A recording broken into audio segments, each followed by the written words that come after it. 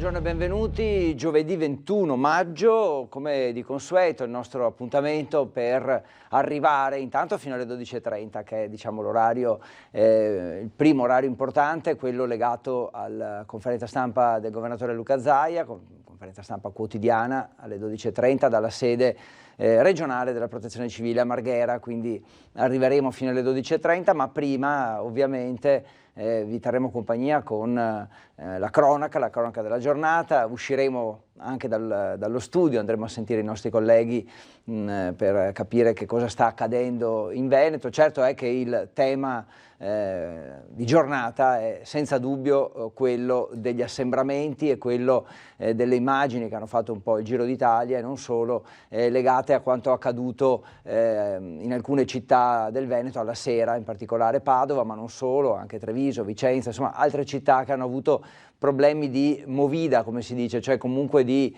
giovani che hanno un po' esagerato senza rispettare le regole, sia per quanto riguarda il discorso della mascherina, sia per quanto riguarda l'assembramento, quindi rimanere non a distanza di sicurezza. Grandi polemiche nelle nostre città e anche grandi, diciamo, prese di posizione da parte delle istituzioni. Tra l'altro, diciamo che la prossima data importante per quanto riguarda i provvedimenti del governo è il 3 giugno, perché il 3 giugno dovrebbe esserci la fine, diciamo, anche dei, chiamiamoli blocchi o comunque delle limitazioni alla mobilità al di fuori della propria regione. Quindi il 3 giugno il governo potrebbe liberare la mobilità interregionale, quindi passare senza più limitazioni da una regione all'altra, anche se il ministro Boccia ha detto che bisogna avere ancora un po' di pazienza, lo ha detto poco fa in una dichiarazione di questa mattina, perché oggi le regioni italiane sono tutte a basso rischio tranne tre sono a medio rischio, quindi stando così la situazione bisogna aspettare. La speranza è che già dai prossimi giorni tutte le regioni diventino a basso rischio, a quel punto la mobilità diventa certamente più facile, ecco, è anche più probabile che si possa adottare. E anche a Bassano, insomma, qualche discussione c'è stata legata alla movida. Andiamo a vedere allora un servizio proprio per capire che, insomma, le aperture vanno bene, ma comunque deve esserci un controllo di questo. Allora ecco il servizio della nostra redazione di Bassano. Sicuramente lunedì c'è stato un momento anche diciamo così, di euforia per la ritrovata libertà, però certi comportamenti hanno ecceduto. È la stessa amministrazione comunale ad ammettere che gli assembramenti della movida nelle piazze siano sfuggiti di mano anche nel centro di Bassano. Cosa ne pensano oggi gli esercenti e clienti? Le riaperture, così come ha affermato lo stesso presidente Zaia, potrebbero essere messe a rischio. Ragazzi, no così. Giustissimo, perché sennò si va a incombere di nuovo sulle cose che abbiamo passato un mese fa. Giusto prima dobbiamo essere noi, i gestori hanno le responsabilità, ma fino a là dopo dobbiamo essere noi intelligenti, perché non posso, se no dovremmo essere tutti sceriffi. Piace a tutti far festa e ovviamente non si poteva pretendere che appena riaprivano ci fosse l'ordine e che tutti rispettassero le regole. C'è da sperare che comunque il più possibile delle persone si mettano la mano nella coscienza, insomma. Prima volta che esco anch'io, non si dovrebbero fare gli assembramenti, chiaramente. Purtroppo ognuno fa di testa sua. Trovo che fare assembramenti sia sbagliatissimo, come dicono un po' tutti. Poi ovviamente tenendo le distanze di sicurezza, guanti o gel igienizzante, sempre senza esagerare, ci sta. Non avrebbe senso adesso, diciamo, buttare tutto il sacrificio che abbiamo fatto. Dopo questo lunedì, insomma, non certo positivo, metteremo in campo tutte le azioni necessarie per tutelare la salute. Quindi abbiamo già fatto dei passaggi anche con le associazioni di categoria ai rappresentanti dei pubblici esercizi per dire che chi non rispetta le regole ne subirà le conseguenze. Per coerenza, quindi, ora ci aspettiamo che il sindaco disponga nelle piazze per davvero e non solo a parole tutte le pattuglie di polizia locale necessarie. Per 2 mesi i vigili non si sono visti. I bassanesi pretendono il controllo della situazione e il contrasto degli eccessi, anche con le multe. Ora andiamo a Padova per lo stesso argomento, perché ha parlato anche il questore di questo, e poi ci colleghiamo con la redazione per capire oggi qual è la situazione. Sentiamo il questore di Padova. Si potrebbe rivedere il numero delle licenze, sì, però si potrebbe rivedere il numero delle licenze agli esercizi pubblici. Se si crea una tale situazione da creare un imbuto, un pericolo, anche perché nei casi in cui qualcuno dovesse sentirsi male, non c'è modo e possibilità per un'ambulanza di recarsi sul posto, qualcosa bisognerebbe fare. Non usa mezzi termini il questore di Padova, Isabella Fusiello. Per situazioni estreme potrebbero esserci soluzioni altrettanto estreme. Le immagini della movida esagerata del primo lunedì di riapertura hanno scosso la città e le sue istituzioni. Il richiamo è la responsabilità di tutti quanti. Ritengo che non tutto può essere riconducibile ad un problema di polizia. Esiste anche una responsabilità da parte di chi gestisce un esercizio pubblico in questo momento, laddove l'emergenza Covid-19 non è ancora terminata. Sarebbe un errore credere che l'emergenza sanitaria sia conclusa.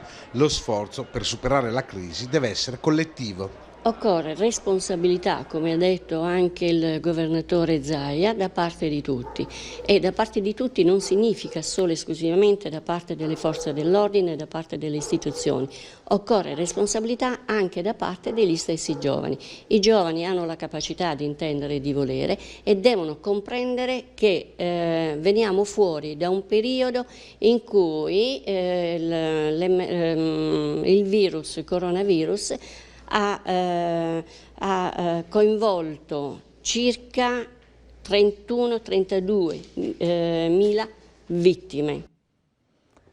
Quindi Bassano, Padova, come vedete il problema non è quindi legato solo ad alcune realtà specifiche, purtroppo questa situazione rischia di allargarsi e quindi stanno correndo ai ripari sia le amministrazioni locali, perché ovviamente hanno in mano tutta la questione delle licenze e anche dei controlli da parte della Polizia Municipale, quindi c'è senza dubbio la volontà, e deve esserci, la volontà da parte delle amministrazioni, dei sindaci di mettere mano a questo problema, intervenire subito perché non sia, diciamo così, troppo tardi. Nello stesso tempo però ci sono i controlli da parte di chi gestisce l'ordine pubblico, quindi i questori e i prefetti per quello che riguarda le città e infine noi, perché alla fine perché è evidente che siamo noi i veri protagonisti, cioè quelli che devono poi alla fine rispettare le regole senza avere per forza bisogno di qualcuno che ci multi. Devo dire che nei nostri collegamenti che abbiamo fatto venerdì sera siamo stati, avrete visto a Padova in particolare, per quanto riguarda me, sono stato proprio in Piazza dei Signori fin quasi a mezzanotte e in realtà la situazione era ampiamente tranquilla e sotto controllo, quindi l'avevamo anche sottolineato, insomma i ragazzi si stavano comportando bene. Evidentemente poi qualche eccesso e quando i bar hanno cominciato a chiudere, quelli che si trovano proprio al centro della piazza, evidentemente poi qualcosa non ha funzionato, c'è stata una sorta di cortocircuito. Completiamo il quadro, il giro, vediamo anche a Vicenza che cosa è successo, cosa sta succedendo per quello che riguarda questi fenomeni, questa movida come viene definita. Movida a Vicenza, dal liberi tutti a diventare un problema il passo è breve, brevissimo. Lo hanno capito subito i titolari di caffè e bar del centro storico. Rischiamo di andarci di mezzo, perciò stiamo cercando in tutti i modi anche noi di capire di come muoverci. Staremo molto attenti, cioè se vediamo che si formano gruppetti ai tavoli non esiste. Foto e video del ritorno della Movida in città mostrano troppa gente, assembramenti, assenza di mascherine, un effetto apertura che ha portato gestori e amministrazione comunale a ragionare su soluzioni e provvedimenti pronti a scattare da venerdì. Dei provvedimenti che possano, di natura amministrativa, che possano stabilire delle regole finalizzate ad evitare gli assembramenti. Movida che è stata al centro del Comitato per l'Ordine Pubblico e la Sicurezza che porterà ad un giro di vite. Ci sarà un tavolo operativo a partire da domani in questura con tutte le forze di polizia per coordinare dei controlli. Mentre la città si prepara ad affrontare un nuovo fine settimana dove la Movida dovrà avere nuove regole, scoppia la discussione sull'aumento del costo di caffè, macchiatone e cappuccino, 10-20 centesimi in più, ma c'è chi al caffè non ci rinuncia, costi quel che costi. Sono piccole gioie a cui non si può rinunciare, quindi anche troviamo giusto insomma che ci sia stato un piccolo aumento, visto che hanno sofferto. Ecco, avete sentito quindi la situazione anche a Vicenza che si allarga in un certo senso alla questione dei caffè, come avete sentito, quindi bar e caffè. Come dicevo, stiamo cercando di andare a Padova, vediamo un po' se ci sono degli sviluppi quest'oggi relativamente alla questione Movida, non vedo il nostro collega, anche se in realtà dovrebbe essere già collegato. Eccolo qui, sì, ci siamo. Buongiorno Guido.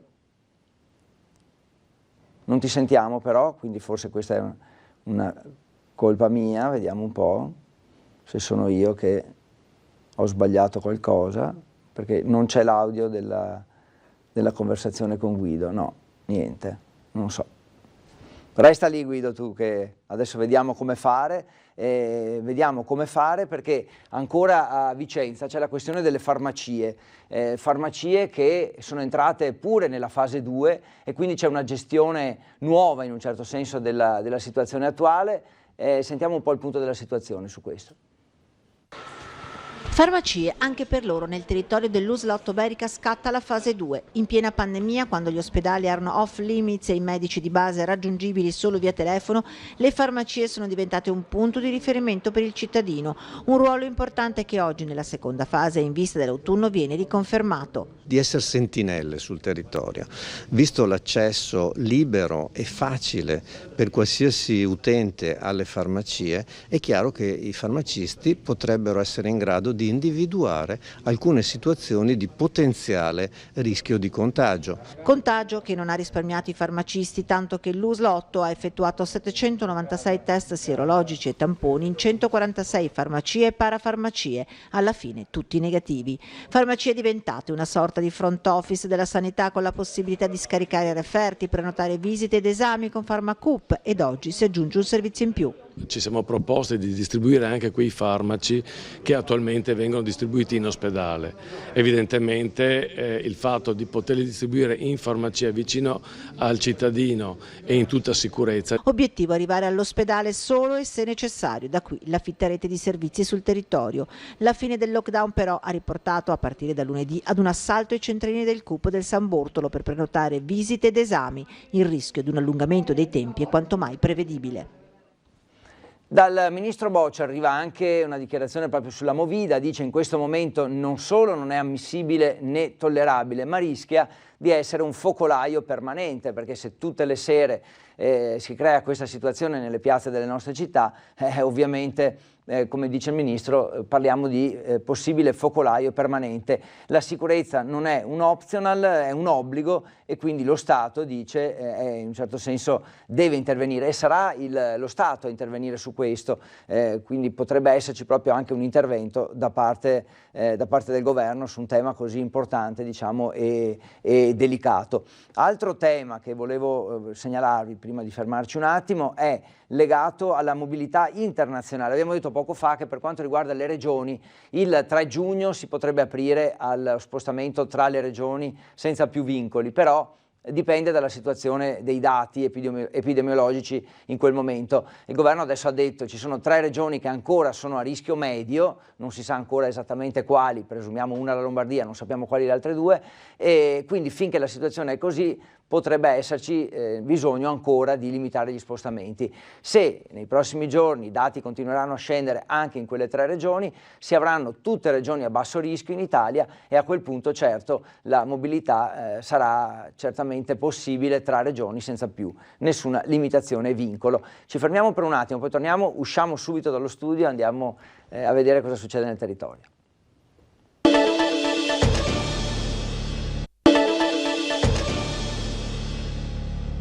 Eccoci ancora in studio, mezzogiorno e 3 minuti, e insomma, anzi mezzogiorno e 2 minuti, come sapete siamo insieme, siamo insieme dalle 11:45, rimarremo insieme intanto fino alle 12:30, perché ci sarà poi il collegamento con la sede regionale della Protezione Civile a Marghera, dove troveremo il governatore Luca Zaia per il consueto appuntamento quotidiano, e quindi un po' il punto della situazione. Sicuramente si parlerà dell'argomento del giorno, la Movida, i locali, il pericolo di assembramenti, addirittura il pericolo di focolai permanenti. Questa è stata la definizione fatta dal ministro Boccia di questa situazione, cioè potrebbero diventare focolai permanenti, e quindi non sono tollerabili questi eccessi, però l'invito arriva prima di tutto rivolto a noi, cioè a chi alla sera decide giustamente di uscire e di recarsi al bar, però lo deve fare in assoluta sicurezza, quindi mascherina, distanza, insomma senza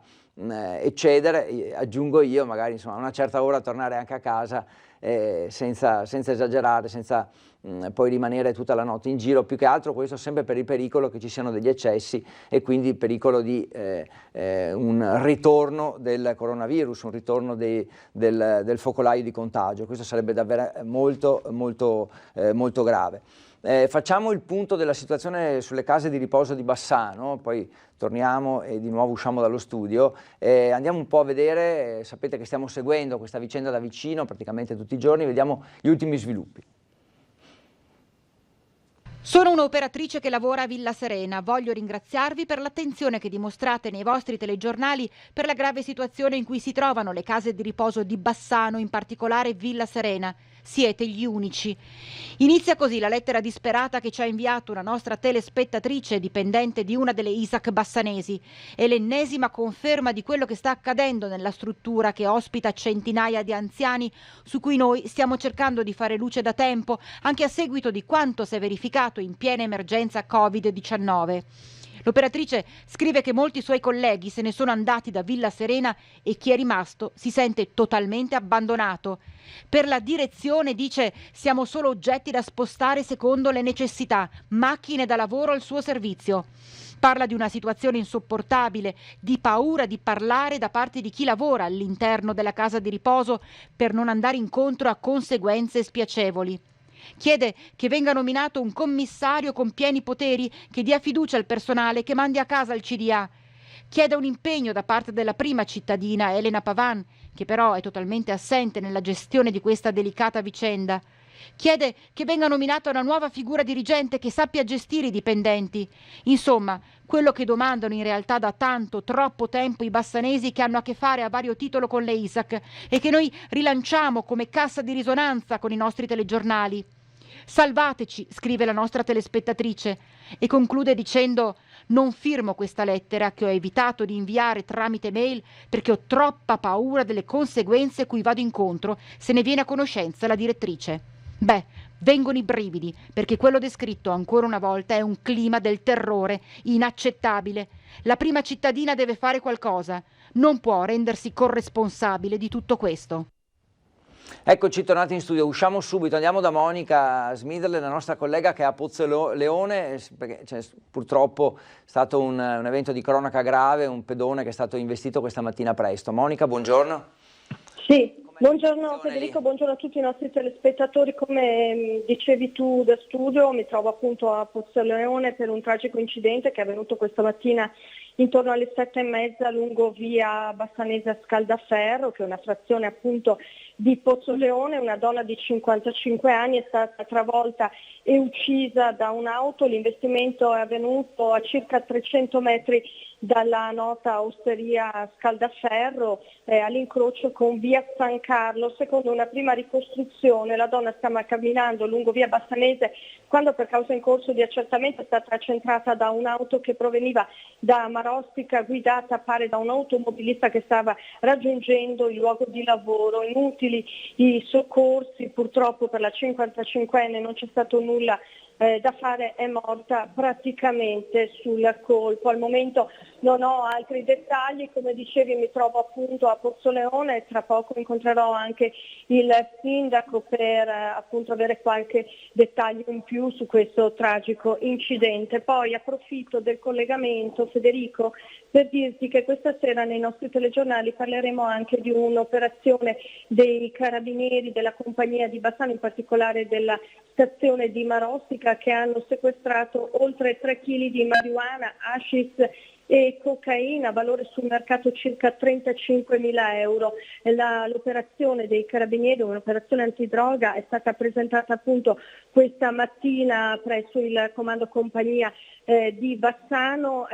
Si tratta di grossisti della droga, un'operazione che ha portato all'arresto di 2 persone e altre 2 denunce. Pensate che la droga veniva nascosta nei boschi di Sant'Orso, sepolta sottoterra per raggiungere il posto del ritrovamento. Gli stessi spacciatori hanno dovuto utilizzare le coordinate con il GPS per arrivare appunto a trovare sottoterra lo stupefacente. Grazie, Se non ci Monica. sono domande da studio, per il momento è tutto, Monica. Federico. Grazie, complimenti ai Carabinieri, grazie per questo collegamento con te. Come hai detto, questa sera poi cronaca, avete sentito, ce ne sarà molta, perché abbiamo almeno 2 notizie grosse da seguire che stai facendo tu questa mattina. Grazie Monica.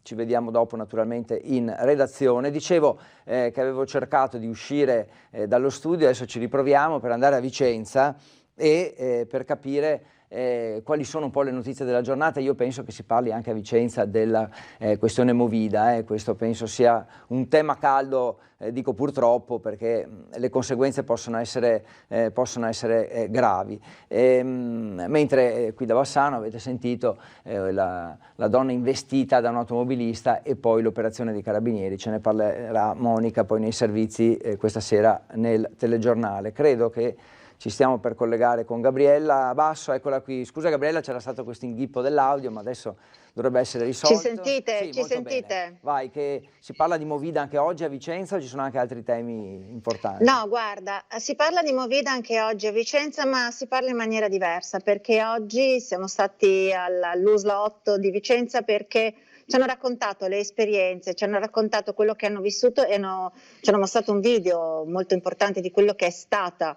la pandemia su Vicenza. Nel momento clou e con me qui c'è una persona, un anestesista che l'ha vissuta sulla propria pelle perché è stata male, ed è un messaggio che vuole mandare a tutti i ragazzi che si accalcano nelle serate di Movida. Tra l'altro il prefetto sta costituendo qui a Vicenza una task force dove saranno presenti anche i sanitari nelle serate della cosiddetta appunto Movida.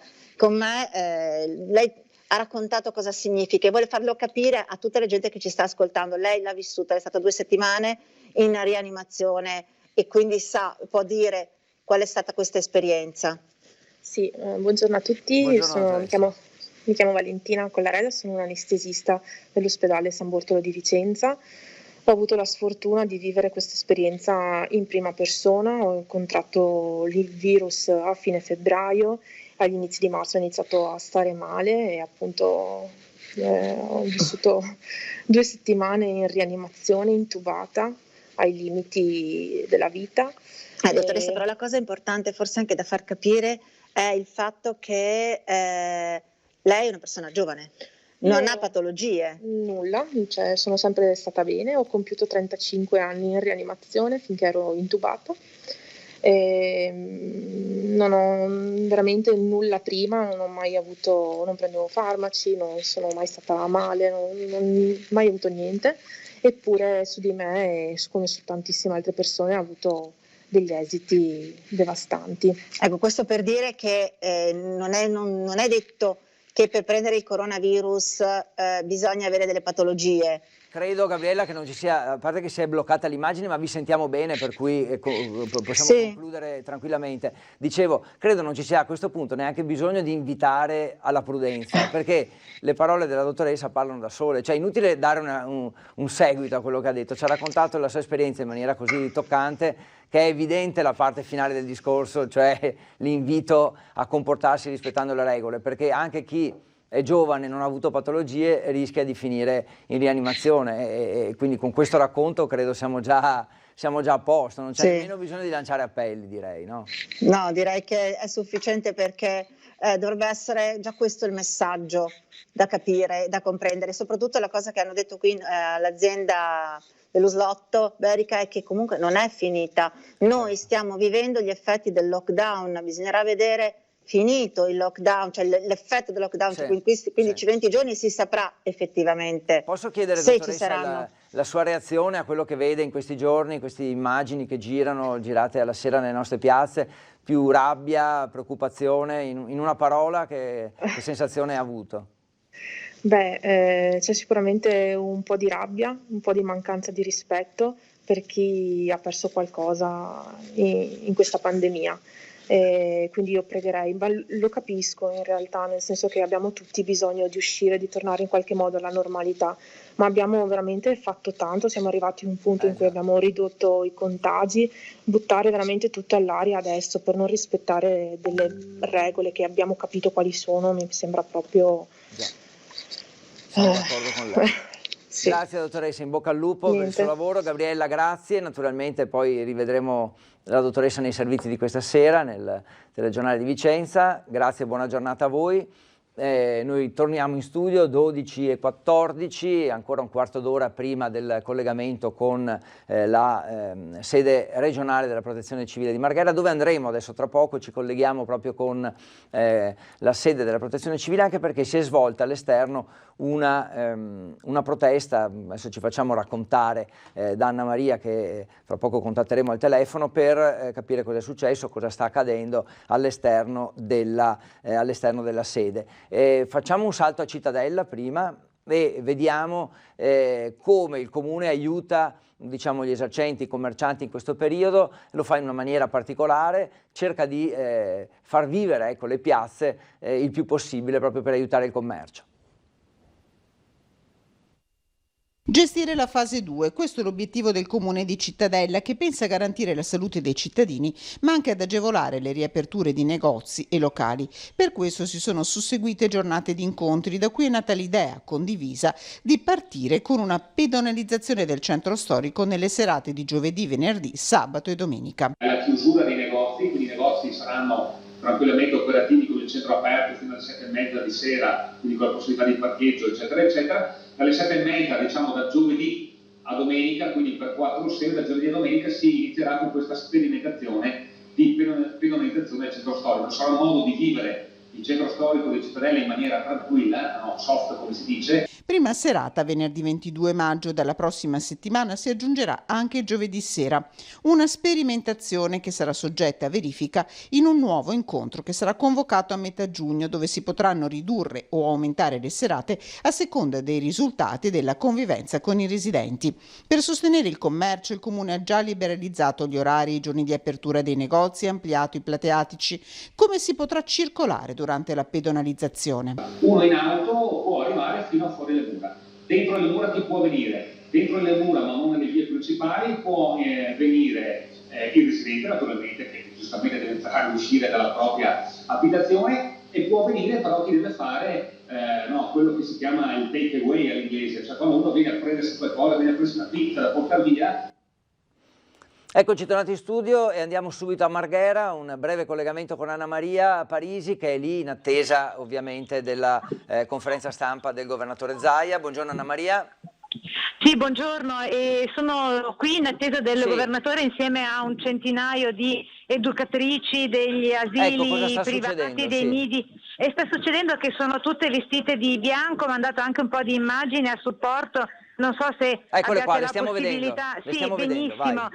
Sono tutte vestite di bianco perché dicono siamo in bianco, visto l'invisibilità che fino adesso abbiamo avuto con il governo prima e adesso con la regione, anche se sono state ricevute dall'assessore regionale Manuela Lanzarin, che ha assicurato adesso a breve ci sarà un'ordinanza che contemplerà anche la questione degli asili, dei GREST, per quanto attiene i bimbi da 0 a 3 anni. Infatti arrivano da tutto il Veneto, Verona, Venezia in testa, Treviso, Padova, e non soltanto queste educatrici, tra loro naturalmente anche molte mamme, tantissimi gli striscioni, ve ne leggo soltanto alcuni. L'amministrazione, invece di farci ripartire, si preoccupa di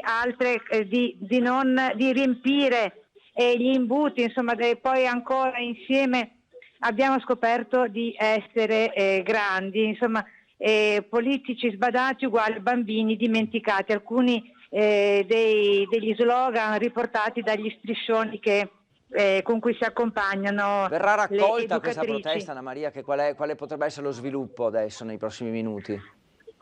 Sì, come ti ho già detto, loro sono già state ricevute dall'assessore Manuela Lanzarin, che ha assicurato è già pronta un'ordinanza per quanto attiene all'apertura dei GRES. Adesso bisogna capire nella tempistica. Adesso ecco qua, sta arrivando il presidente che le riceve, ci sentiamo dopo, così Certo, continuiamo con il reportage. A dopo. Ciao Anna Maria, grazie. Allora avete sentito anche insomma proprio in questo momento il presidente Zaia che riceverà le maestre, quindi che c'è la possibilità per loro di far sentire in un certo senso la loro voce e quindi di far capire quali sono i disagi, le difficoltà che in questo momento vivono. È una situazione sicuramente difficile. Leggevo che ci sono notizie che arrivano riguardo ai vaccini o ai possibili vaccini, alle ricerche legate ai vaccini.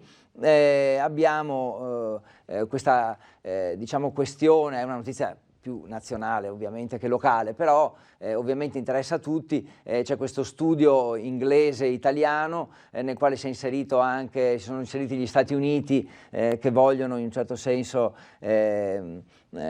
acquistare gli eventuali vaccini. È una tragedia globale, dice l'amministratore delegato dell'azienda farmaceutica che sta facendo questo studio.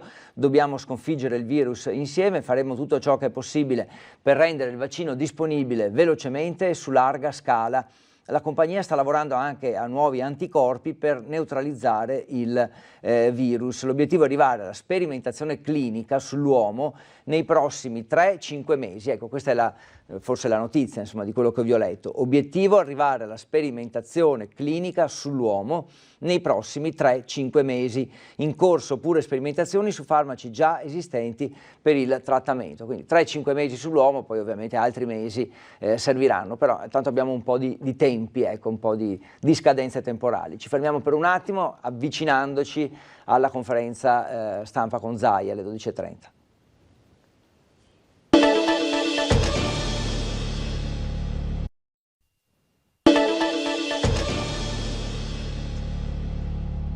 Eccoci tornati in studio. Il governatore è arrivato in anticipo, però ha appena detto che è in anticipo e non intende iniziare prima del previsto, quindi lo vedete lì inquadrato, probabilmente sta chiacchierando, ma lo sentite anche in sottofondo, però in realtà ancora la conferenza con lui non è iniziata, proprio perché insomma, penso voglia rispettare in ogni caso gli orari.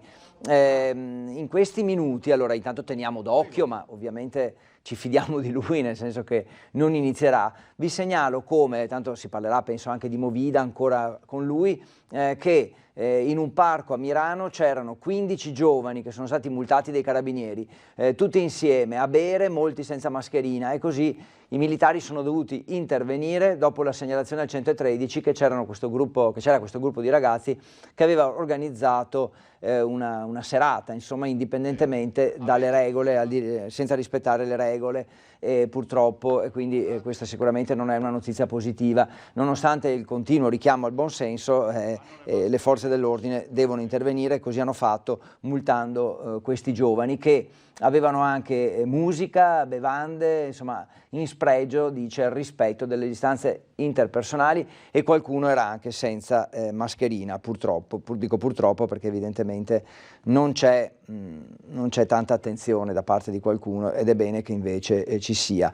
Stavo guardando che è arrivato anche un comunicato che riguarda le terme. Come avete saputo sicuramente nei giorni scorsi ci siamo occupati delle piscine termali, parlo più della zona ovviamente padovana, piscine termali che in Italia non potevano riaprire, non si sa bene perché, erano state un po' dimenticate, quindi piscine di acqua dolce sì, ma piscine termali no, e invece a quanto pare adesso c'è addirittura, oltre all'apertura che invece è stata sbloccata, diciamo, quindi si potrà ripartire con l'apertura delle piscine termali, c'è anche probabilmente un fondo di garanzia che dovrebbe aiutare gli imprenditori, e anche questa è sicuramente una cosa positiva. Sentiamo se Zaia sta commentando i cartelloni, gli striscioni delle maestre che stanno protestando. No, ha fatto sistemare gli striscioni lì davanti, quindi è evidente che ora vorrà dare parecchia importanza, insomma, a questa protesta che ci ha raccontato Anna Maria Parisi, che abbiamo visto nelle immagini, che si è svolta all'esterno della sede della Protezione Civile. Sta facendo anche un po' di coreografia, si fa dare gli striscioni più significativi, direi, ecco, al di là dell'aspetto estetico, no, mettiamolo qua, sopra, quelli che più simboleggiano evidentemente le proteste di queste maestre che sono state accolte e ricevute dall'assessore Lanzarin e adesso certamente avranno una parte anche all'interno della conferenza stampa che sta per iniziare, che inizierà fra un paio di minuti. Quindi avete sentito di Mirano, come vi ho raccontato, dell'intervento delle forze dell'ordine, la multa a 15 giovani che avevano creato un assembramento all'interno di un parco, e poi vi volevo anche segnalare nuovamente l'importanza di rispettare le regole, come invito che arriva perentorio anche dal governo, perché il ministro Boccia ha detto che la movida in questo momento non solo non è ammissibile né tollerabile, ma rischia di essere un focolaio permanente. Sono parole molto pesanti queste. Focolaio permanente significa che ogni volta che si ritrovano queste persone, per lo più ragazzi, c'è il pericolo che oggi, grazie alle signore, si riparta con i focolai. Adesso credo possiamo andare da Zaia.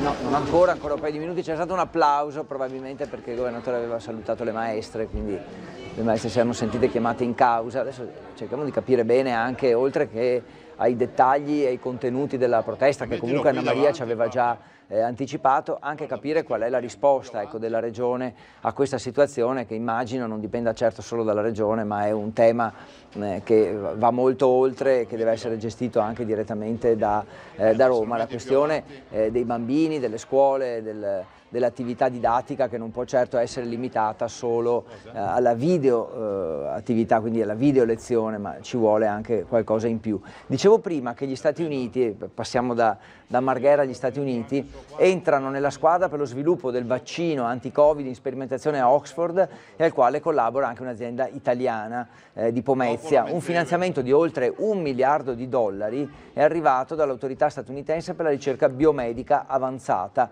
quindi un programma di sviluppo con la fase di sperimentazione clinica con 30.000 partecipanti, e che abbiamo sentito potrebbero essere coinvolti fra 3 e 5 mesi, dai 3 ai 5 mesi mancano per sperimentare sull'uomo questo farmaco. Iniziamo la conferenza stampa, diceva, buongiorno a tutti. Costerà magari adesso il via davvero alla conferenza. Invito magari la diretta di far vedere le signore, in modo tale che hanno anche modo di... Quindi abbiamo delle ospiti oggi che salutiamo, che sono tutte le insegnanti,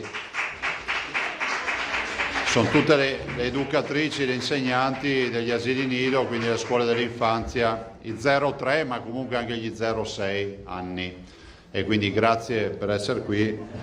Le salutiamo e le ringraziamo perché loro hanno la responsabilità del nostro futuro. Perché poi alla fine è questo, no? L'educazione dei bimbi che sono i nuovi cittadini e che sono coloro sui quali dobbiamo investire di più. E peraltro è anche occasione per ricordare, l'ho detto anche alle signore prima, che domani ho conto di fare l'ulteriore ordinanza che tratta diversi temi, tra i quali per primo ovviamente quello delle scuole dell'infanzia, e quindi il discorso centri estivi o quant'altro. L'assessore Lanzarin ha già preparato in tempi non sospetti, penso ormai da 10 giorni o 15, le linee guida, e poi altri temi che sono quelli dei parchi di divertimento, che sono anche altre tematiche che domani vedrete. Passerei subito, un saluto a tutti, anche i presenti ovviamente, e a coloro che sono collegati. E passerei subito al bollettino, in modo tale che recuperiamo sui tempi, e quindi partirei subito con il totale di tamponi, che sono 548.000,843, e sono 12.045 più di ieri. Vedete, continuiamo con questo trend di almeno 10.000 tamponi al giorno. Abbiamo in isolamento in questo momento 3.210 persone. Mediamente sono 150-200 in meno rispetto al giorno precedente, oggi sono meno 2,49, quindi 250 persone di fatto se ne sono uscite dall'isolamento. Vi ricordo che questo era un dato che cresceva di giorno dopo giorno nei periodi tragici. Il numero di positivi è 19.038, più 8, quindi 8 positivi in più rispetto a ieri, su un budget di almeno 12.000 tamponi, se volessimo fare un parallelo con i tamponi, e quindi sono 8 persone in più. I ricoverati sono 566, sono 9 in meno rispetto a ieri.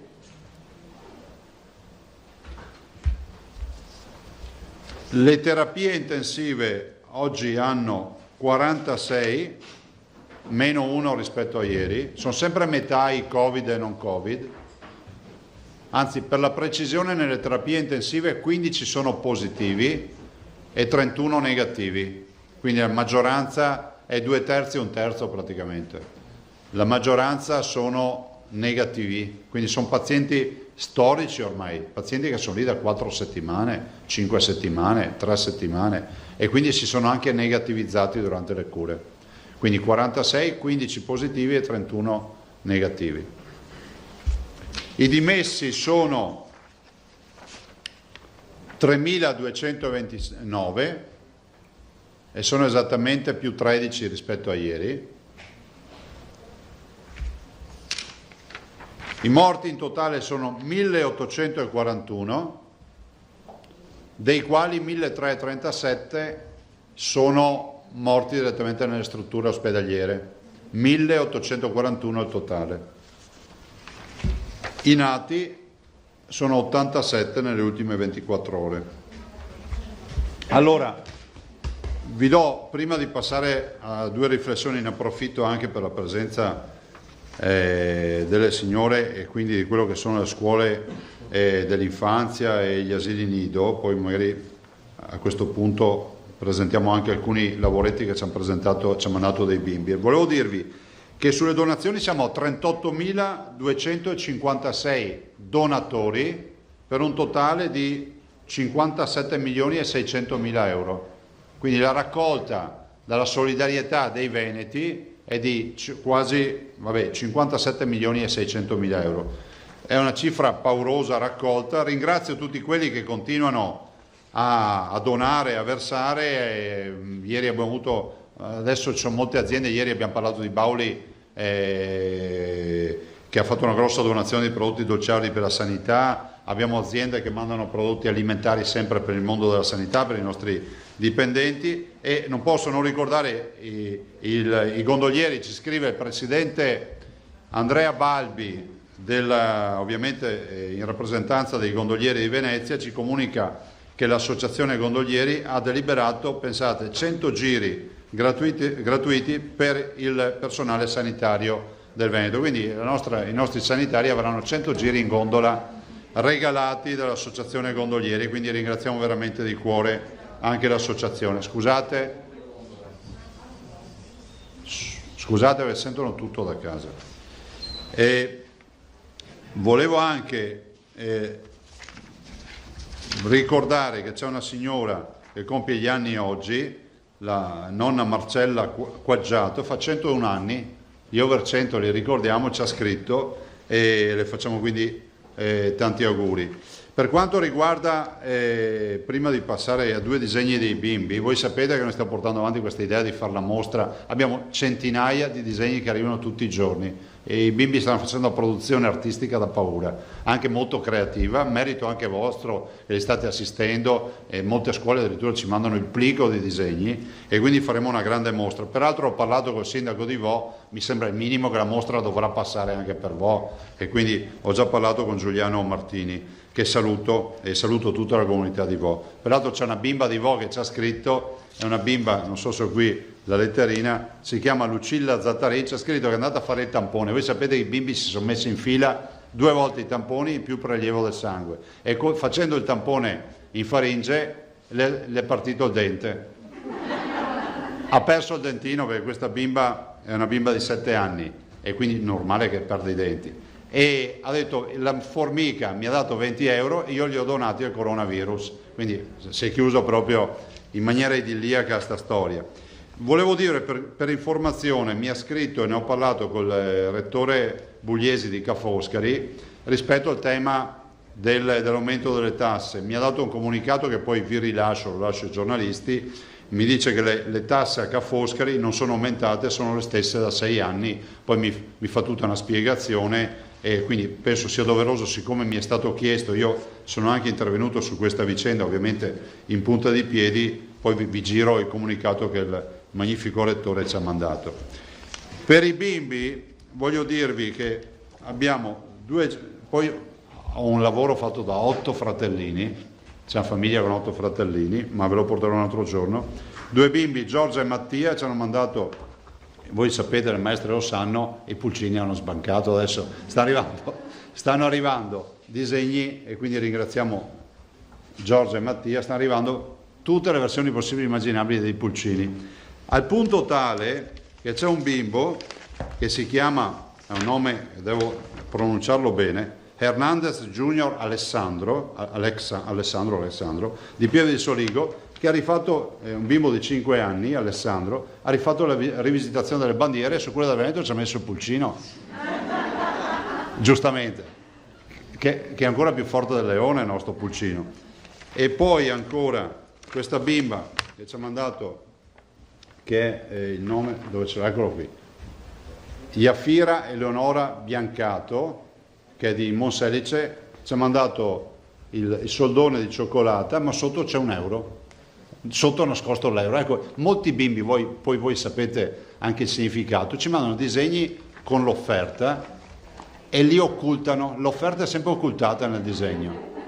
No, però è un senso, cioè, andrebbe anche capito, cioè, molti fanno la bustina, altri fanno la scomposizione del disegno, però ci avvisano, guarda che se poi lo troverai l'euro. E poi, visto che ha interpretato anche la mia passione, ecco, Enrico di Montaner, eccolo qui, mi ha fatto il cavallo, quindi salutiamo anche Enrico, che è un bimbo di 6 anni, di Montaner, che è in comune di Sarmede, e guardate che bel disegno, ha fatto il cavallo, un po' colorato, ma insomma ci sta, con la mascherina adesso che ho visto il cavallo, ecco, grazie anche Enrico. E 2 considerazioni, noi siamo ancora subissati di segnalazioni rispetto al tema degli assembramenti, del fatto che molti giovani vadano fuori dai bar e ci sia, oltre che l'assembramento, non ci sia l'uso della mascherina. Onestamente ne ho parlato anche con i colleghi presidenti, fra l'altro dopo andrò su anche con un po' di fretta perché abbiamo la conferenza dei presidenti di regioni aperta, e dico che è un problema che un po' tutti rilevano, no? Cioè, in giro per le piazze delle città italiane c'è questo clima di festa, di liberi tutti, ce la faremo, non c'è più, ce l'abbiamo già fatta e roba del genere. Noi siamo preoccupati perché il rischio di reinfezione è alto. Ringrazio tutti quelli che rispettano le regole, che sono la maggioranza, perché oggettivamente fa più rumore un albero che cade e una foresta che cresce, però oggi noi dobbiamo anche preoccuparci del rumore dell'albero che cade, dell'albero che cade, perché comunque potrebbe dar vita a nuove reinfezioni. L'appello che faccio sempre io è quello di rispettare le regole. Noi siamo lì attenti a vedere il modello matematico da un lato, e lo sta seguendo l'assessore Bottaccin, e dall'altro l'evoluzione, perché abbiamo di fatto l'apertura del 18 alla volta del 28 maggio, sono passati 10 giorni e da lì capiremo cosa sta accadendo. Ovviamente il movimento sui ricoveri lo andremo già a percepire il 7º-8º giorno, se ci saranno casi di reinfezione. Se ci saranno casi di reinfezione dovremmo ripensare a chiusure, dovremmo ripensare a restrizioni, dovremmo ovviamente pensare eventualmente, qualora ci fossero anche dati negativi, anche a fare quarantene di focolai e quindi a chiusure rispetto a focolai evidenti. Ovvio che un infetto da una parte e un infetto dall'altra non fa focolaio, ma secondo le linee guida vi ricordo che il focolaio comincia a essere importante già quando ha 2 o 3 individui nella stessa località. Per cui andiamo con molta prudenza, e la preghiera a tutti di fare ancora questo sacrificio almeno fino al 2 di giugno. Passo la parola per le domande. Io allora farei il solito giro da sinistra. Si è prenotato il collega che non, scusa ma non conosco, con la mascherina. Grandesso, prego. Ciao. Accendi. Ecco, due temi importanti, anche legati a loro, il rapporto con l'Europa e questa situazione in cui non si sa se le frontiere apriranno, non le apriranno, l'Austria, e poi ovviamente la seconda domanda sul rilancio del turismo in Veneto, insomma, se ha un piano interessante anche per attirare i turisti sia europei che extraeuropei, se c'è un'idea. E poi la prima domanda ovviamente sulle aperture delle frontiere, anche il governo italiano sembra un po' titubante, volevo capire qual era la sua opinione. Sono due temi collegati, perché comunque l'apertura delle frontiere è strettamente legata ai flussi turistici, oltre che a commerciali. Considerate che noi siamo molto preoccupati perché, come ricordo spesso, questa crisi fa perdere al Veneto circa 50.000 posti di lavoro, e 35.000 dei quali ovviamente sono posti del comparto turistico. E proprio per questo la preoccupazione è massima, perché per noi la prima industria in Veneto è il turismo, fattura circa 18 miliardi di euro. Detto questo, da un lato noi speriamo che nel rispetto delle regole sanitarie e nella massima tutela della salute dei cittadini si vada verso un Schengen sanitario, nel senso che si vada verso un Schengen sanitario, il che significa che, se è sostenibile, non ci siano più limiti, ad esempio rispetto alle quarantene. Il vero tema non è tanto arrivare in Italia o dall'Italia andare in qualche paese, ma è quello di non doversi necessariamente mettere in quarantena. Un ruolo qui lo potrebbe avere ad esempio anche l'aspetto diagnostico dal paese di provenienza, non so, uno si fa il tampone, arriva e sappiamo che ha già avuto il tampone e quindi c'è stata una fase diagnostica. Fermo restando che stiamo parlando di una mole di turisti che è paurosa. Per darvi una dimensione, Venezia nelle giornate di overbooking estive arrivava anche a 150.000 transiti al giorno. E voi capite, per carità, non erano tutti stranieri, ma capite che il contingente sui 70 milioni di presenze turistiche di stranieri è almeno la metà, cioè vorrebbe dire diagnostica importante che noi non riusciamo a realizzare per ovvi limiti logistici e pratici. Spero che ci sia questo Schengen sanitario. Invito e spero che il Ministero degli Esteri faccia parte in maniera importante e pesante ai tavoli internazionali e che si finisca di leggere sulla stampa internazionale di corridoi di qua, corridoi di là, ma sono tutti corridoi che non riguardano l'Italia, perché questo vuol dire essere tagliati fuori. Pensare che l'austriaco e il tedesco stia progettando un corridoio su Croazia e lasci fuori il naturale sito del turismo tedesco e austriaco, che è l'Adriatico, a me sembra inverosimile. Per quanto riguarda, tu mi avevi chiesto la campagna promozionale, noi stiamo lavorando, siamo anche a un buon punto. Certo è che adesso sappiamo che la piazza virtuale della promozione sarà ingolfata a livello internazionale, sarà ingolfata di messaggi comunicativi delle diverse offerte turistiche nazionali delle diverse nazioni e poi a scalare per tutto quello che riguardano i diversi territori. Immaginate l'Italia vende l'Arena di Verona, vende il Lago di Garda, venderà le spiagge, poi venderà, che so, il Colosseo, i Templi di Agrigento e così via. Quindi stiamo tentando anche di calibrare una campagna che sia, ripeto, portata avanti da dei testimonial a livello internazionale e che sia anche aggressive, cioè che sia fuori, aggressive, brutto termine, che non sia convenzionale, perché altrimenti andiamo a perderci nel mare magnum. Però l'assessore Canale sta lavorando e l'ho sentito anche ieri sera e quindi mi sembra che siamo a buon punto. Chi si era prenotato? Parisi e Malavasi. Martina a seguire. No, ma andiamo con ordine, così diamo ognuno il suo. Presidente, buongiorno. Emiliano. Ciao. Buongiorno a tutti.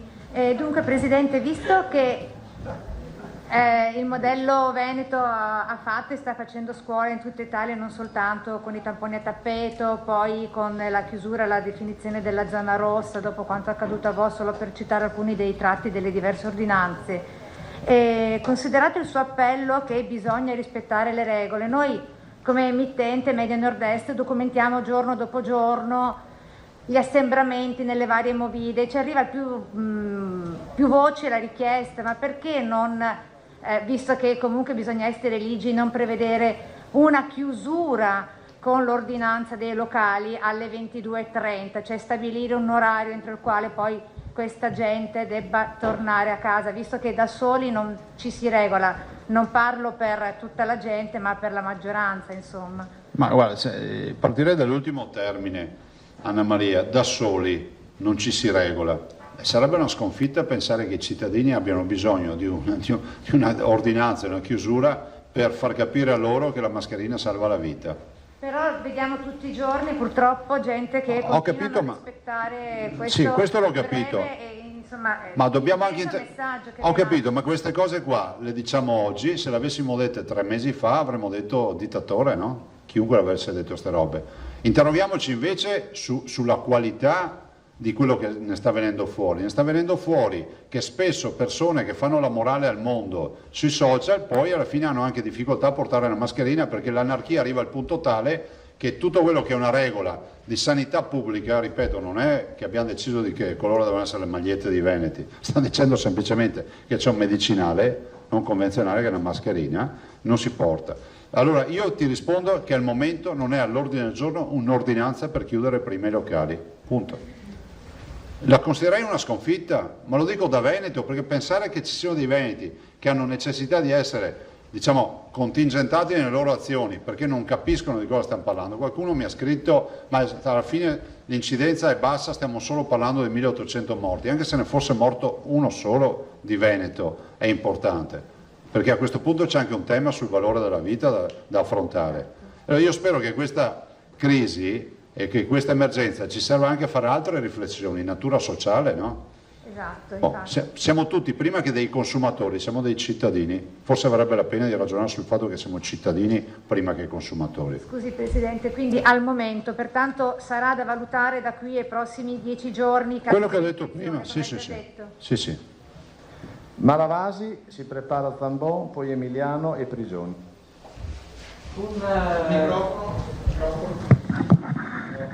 Con ovviamente mascherina, gel, distanziamento eccetera, possono riprendere già da oggi o da quando insomma i corsi di formazione in ambiente chiuso, penso formazione per giornalisti, architetti, ingegneri?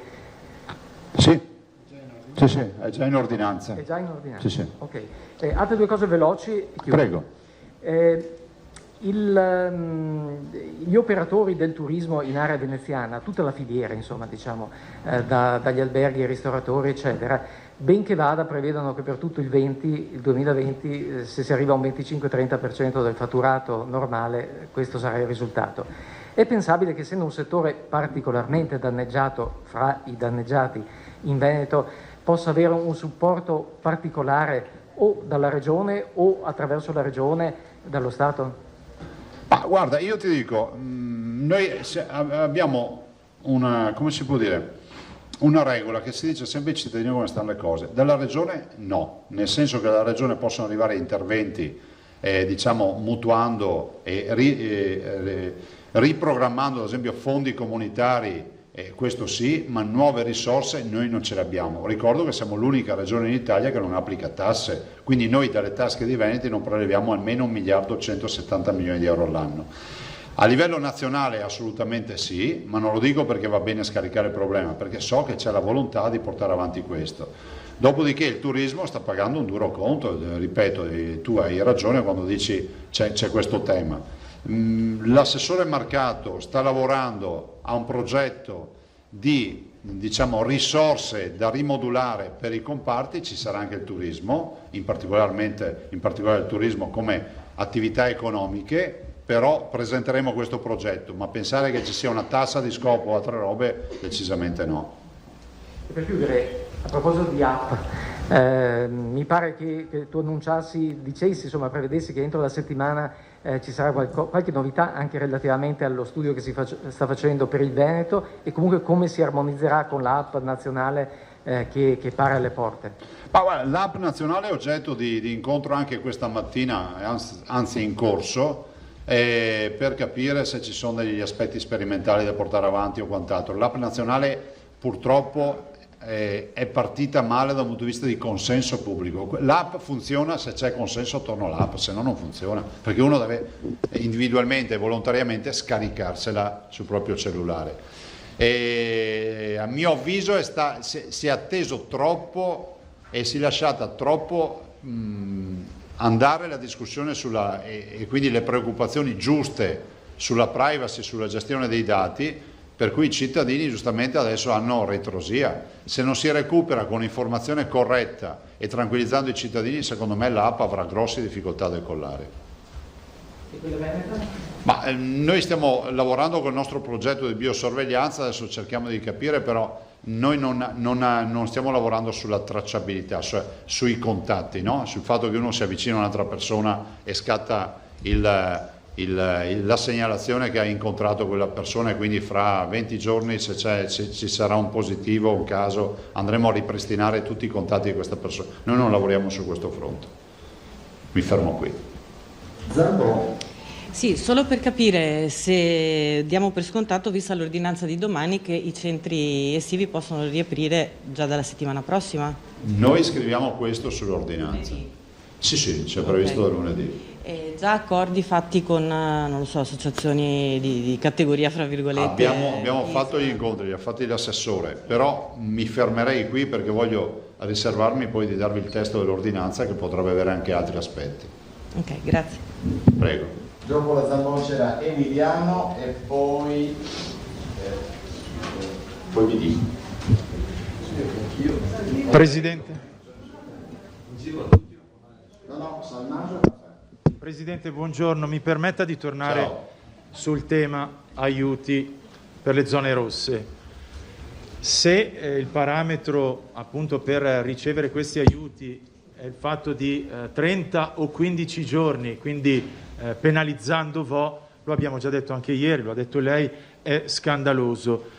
Lei però ha sempre nominato Vo come un case history, come una città che si è immolata per la scienza, ha ricordato nelle lettere dei bambini in fila per aiutare appunto la mappatura di Crisanti.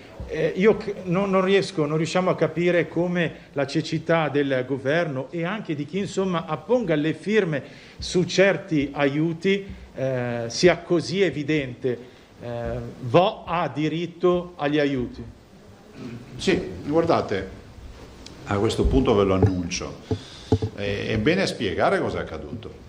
C'è stata una prima stesura c'è stato prima un dibattito perché c'è stata una dimenticanza delle zone venete rosse, dopodiché il decreto va con una stesura che è assolutamente rispettosa dopo le rimostranze delle zone venete rosse, e quindi diventa legge, perché viene bollinato e diventa legge, e dopo in maniera irrituale gli esperti, i giuristi dicono mai vista una roba del genere, con un comunicato, con errata corrige, si mette in gazzetta un nuovo testo di una legge che era già stata bollinata, e noi siamo scomparsi.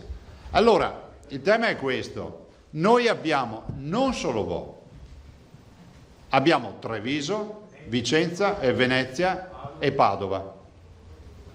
Quelle sono le famose 3 zone rosse che io avevo chiesto di ritirare, perché ho detto il Veneto è tutto in emergenza o non mi fate la macchina di leopardo. Sono le famose 3 zone rosse istituite l'8 di marzo, che arrivano in coda alle 10 zone, ai 10 comuni dell'Odigiano, alla provincia di Padova e di Brescia, di Bergamo, di Lodi e di Piacenza. In più noi avevamo Treviso, Padova e Venezia. Dopo 24 ore, da quel 8 marzo, l'Italia diventa zona rossa. Ma nessuno ha revocato le nostre 3 zone rosse. Tanto è vero che vanno a braccetto con le altre province. 3 province venete, poi Brescia, Bergamo, Lodi, Piacenza, quello che vi ho detto. Il decreto dice che per almeno 3 giorni deve essere stata zona rossa. le zone rosse sono state revocate il 13 di aprile, 8 marzo, 13 aprile sono 30 giorni. Magia, sono sparite tutte le province interessate del Veneto e sono rimaste tutte le altre, quelle dell'Emilia Romagna e della Lombardia. Risultato che abbiamo dato incarico già oggi al professor Bertolissi e noi ricorriamo dappertutto. Questo decreto, vedrete, ve lo dimostrerò, verrà buttato nel cestino e deve essere riscritto. Perché a mio avviso è assolutamente imbarazzante per noi vedere quello che sta accadendo, cioè addirittura che si corregga un decreto con un'errata corrige, cioè si dà un nuovo testo di un decreto che è approvato e è legge. Quindi noi facciamo ricorso avanti la Corte, avanti al TAR, avanti dove bisogna andare, perché questo decreto per noi è offensivo nei confronti dei veneti. E guardate, questi toni io non li ho mai usati durante l'emergenza, però davanti a 200 milioni stanziati non mi puoi dire che i 200 milioni vanno alle zone rosse, giustamente, di tutti, ma tranne che del Veneto.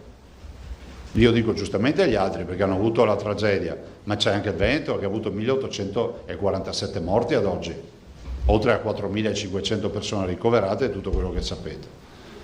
Presidente, posso toccare un'altra tematica? Torno sul tema della Movida. A Padova l'assessore Bressa, quindi al commercio, ricorda una vecchia ordinanza che obbligherebbe gli esercenti a munirsi, a seconda dell'afflusso nel proprio esercizio, se è elevato, di uno steward. Io capisco che gli esercenti hanno vissuto 3 mesi di chiusura e quindi sarebbe un costo eccessivo e aggiuntivo. C'è da dire che però potrebbe essere, oltre ad essere un obbligo, una soluzione, quindi a non chiudere prima e anche a gestire ciò che a tutti gli effetti sembra ingestibile. E chiudo, visto che mi trovo, come può notare, in minoranza, mi è stato chiesto gentilmente anche di ricordare tra le varie categorie i nidi in famiglia che sono stati abbandonati, dimenticati. Certo. Grazie Presidente. Prego. Beh, ricordiamoli, salutiamo i nidi in famiglia. Ma no, dovrei anche rispondere. Grazie Carlo. Scusa. No, può succedere. No, volevo dire una cosa, Emiliano. Mentre tu parlavi dello steward, di tutte le robe che belle che si possono fare, pensavo ai giapponesi. Io sono andato in Giappone e poi sono entrato in un centro commerciale e c'è sempre, se voi fate caso, in qualsiasi grande centro commerciale i dipendenti entrano e escono perché vanno in magazzino. E i giapponesi praticamente quando escono dal centro commerciale, cioè vanno nel magazzino, si fermano, danno le spalle alla porta, guardano il centro, ringraziano, salutano e vanno via.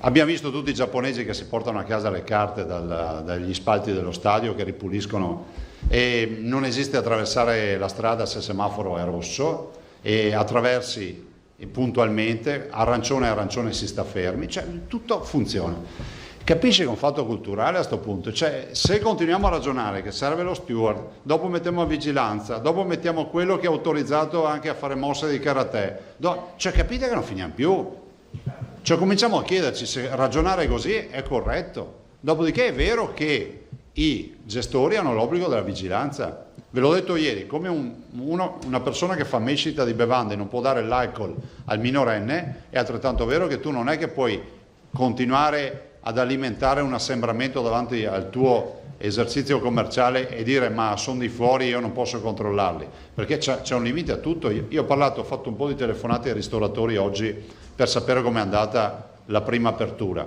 e ho trovato una filosofia che tutti hanno applicato: siamo sommersi da richieste di prenotazioni e tutti mi hanno detto siamo partiti però piano, abbiamo voluto rinunciare a prenotazioni perché vogliamo capire come funziona. E mi hanno anche tutti aggiunto, guardate, ne ho sentiti 4 stamattina, mi hanno tutti aggiunto, siamo rimasti sorpresi dalla civiltà e dal rispetto che hanno avuto i nostri avventori.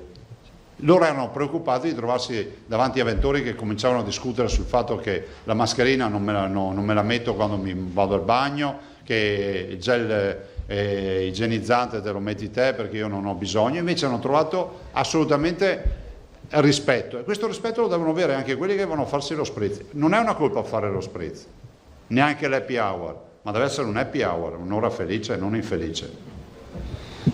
Grazie. Allora, il giro prevedeva Brigioni, Salmaso, Manzan e Buoso. Buongiorno a tutti, buongiorno. Ciao. Sto notando che i laboratori privati in forma privata, oltre al test serologico, propongono anche il tampone. Può essere un aiuto allo screening epidemiologico? Ma guarda, loro rientrano ovviamente indirettamente nel piano di sanità pubblica perché sono accreditati.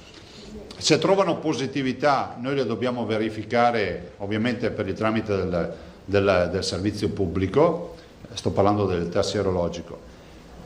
In generale sono scelte individuali, nel senso che noi garantiamo il servizio di sanità pubblica, il contatto, il sintomatico, tutto come è previsto. Facciamo screening nelle case di riposo, dipendenti, partiamo con i dentisti, abbiamo fatto le farmacie, i dipendenti delle farmacie e così via. Dopodiché se un cittadino dice io voglio togliermi una curiosità e sapere se ho mai incrociato il virus in vita mia, si fa il serologico, ma il serologico lascia il tempo che trova. Nel senso che non è, cioè il tampone ti dà il contagio virus vivo, cioè ti dice tu sei positivo e sei sintomatico, cioè scusami, e sei contagioso se è positivo il tampone. Il serologico ti dice qua è passato qualcosa, il tuo sangue mi dice che hai formato anticorpi. Lo dico perché qualcuno pensa che il serologico sia diciamo la soluzione, è semplicemente togliersi una curiosità per certi aspetti. E quindi magari fare anche il tampone nello stesso laboratorio privato, perché questo che notavo i tamponi, insieme, insomma il kit serologico li possono poi fare, tampone. sì, noi abbiamo anche contezza delle quantità di tamponi che vengono fatti extra servizio pubblico. Sì, l'ho detto prima, solo gli accreditati e autorizzati. Allora, Salmaso, Manzan, Buoso. Bene, due questioni Presidente se è possibile. Sì, ciao. Ciao, buongiorno. Volevo tornare un po' sulla vicenda dell'app Immuni, un collega ha già anticipato la domanda. Lei ha detto che ne state parlando nella conferenza Stato-Regioni. A noi risulta che Apple e Google abbiano presentato il loro sistema di notifiche che potrebbe essere utilizzato in 22 paesi. E più nello specifico si tratta di un'interfaccia, adesso evitiamo gli specialismi, che consente però di semplificare il dialogo tra gli smartphone. Ecco, questo è il primo problema che è già stato risolto. Il nodo vero però è legato al tema della privacy, come ha detto lei. Cos'è successo? Che tra i vari soci di Bending Spoon abbiamo nomi importanti dell'imprenditoria, cito solo i veneti, Renzo Rosso, Paolo Marzotto, Giuliana Benetton, oltre ai ragazzi che l'hanno inventata. C'è però un fondo di investimento cinese che come dire, è ovviamente controllato dal governo e il governo cinese impone a tutti gli imprenditori che fanno investimenti all'estero di comunicare ai servizi segreti il core business delle loro attività. Quindi, in poche parole, noi rischiamo di dare la gestione dei nostri dati sanitari in mano al governo cinese. Allora, è questo il vero ostacolo che impedisce il via libera all'app Immuni. La Francia, ad esempio, è riuscita a superare questo problema con una filiera industriale in verticale definita dai tecnici. Quindi il governo francese garantisce la totale integrità e sovranità della gestione dei dati sanitari. Ci faccia capire bene se sono fantasie quelle che noi stiamo tirando fuori oggi o se invece sono problemi reali. No, guarda Albino, non sono fantasie, ma non è una roba della ragione, è una roba del governo questa, nel senso che anche noi leggiamo i giornali e facciamo considerazioni personali perché non siamo parte integrante di un tavolo che progetta, di un tavolo che decide, di un tavolo che sceglie. Ci hanno detto questa l'app si chiama Immuni, punto. Pensavano dopo 3 secondi di averla vista scaricata da tutti, non è accaduto così perché è partita una grande discussione. Prova ne sia che la forza di governo, il partito di riferimento, il PD al governo, per voce di Del Rio, ha chiesto la discussione in Parlamento addirittura sull'app Immuni. Per cui e quando arriverà quindi? Mai? Cioè, se dobbiamo... Ma non te lo so dire perché adesso stanno proponendo di fare delle aree sperimentali, ma capite che il virus se ne va con questa velocità, se ne va e torna anche qualche suo parente tra qualche anno prima che l'app sia operativa. Però guarda, informazioni ne abbiamo poche, non abbiamo... Adesso c'è l'ingegner Gubian che sta partecipando a una riunione tecnica e ci ci darà ragguagli nel pomeriggio rispetto a quello che hanno discusso sul tavolo tecnico. Almeno a parole. Non lo so. Non lo so. L'altra cosa che di attualità, in Sicilia sono scattati gli arresti per corruzione tangenti del 5% sulle forniture. Hanno coinvolto anche il dirigente che si occupava del Covid-19. Ecco, direi il 5% su forniture di 600 milioni fa una cifra che... 30 milioni. Ecco, direi che, cosa ne pensa di questa vicenda che purtroppo come dire, si ripresenta con una certa periodicità nella storia della politica italiana? Ma cosa volete che vi dica? Siamo alla fase iniziale dell'inchiesta, sia chiaro. Dico semplicemente che bisogna assolutamente dare mandato e carta bianca alla magistratura per chiarire i fatti e identificare eventuali responsabili e perseguirli, punto. Cioè guarda, me l'ha detto te sta roba. Cioè Va bene. Alda, Manzan, se Salmaso ha terminato, poi tocca a Buoso Ansa. Ciao. Tornare un attimo sul tema tamponi e esame sierologico, nel senso che da quello che diceva un attimo fa, il tampone ti fotografa la situazione esistente, ti dice sei positivo o sei negativo. Il sierologico, il prelievo del sangue, non il kit rapido, ti dice invece se sei entrato in contatto con il virus, e lo studio che sta portando avanti Plebani e il collega di Verona è per capire se sei diventato immune per quanto tempo. La domanda è, un paziente normale può andarsi a fare per sfizio suo l'esame sierologico in una struttura privata su prescrizione del medico o a pagamento? Serve o non serve? E come siamo messi con l'immunità? Ci sono progressi sul progetto che stanno portando avanti i nostri studiosi? Scusa? Se ci sono novità sul progetto, sull'immunità che stanno portando avanti i nostri studiosi. Sì. Ma guardate, allora, per ricapitolare, io non sono uno scienziato, dico quello che leggo.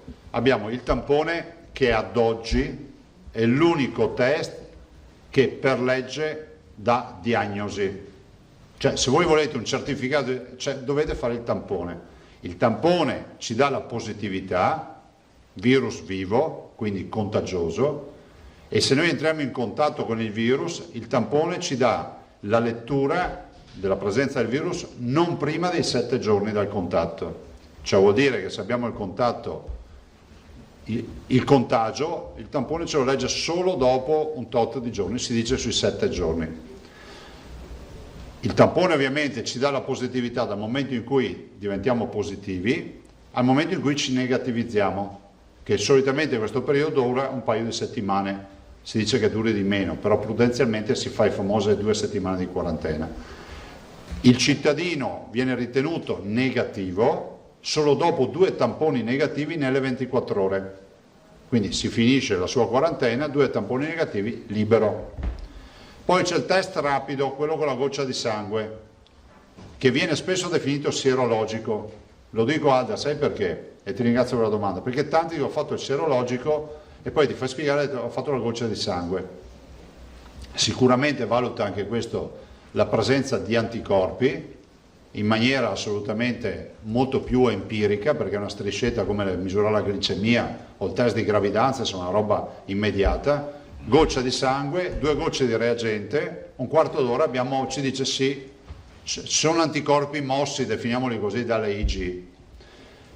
E questo ha che validità? Si dice da prove sperimentali validate anche nel nostro piano di sanità pubblica, che arriva a beccare l'eventuale positività non prima di 11 giorni dal contagio.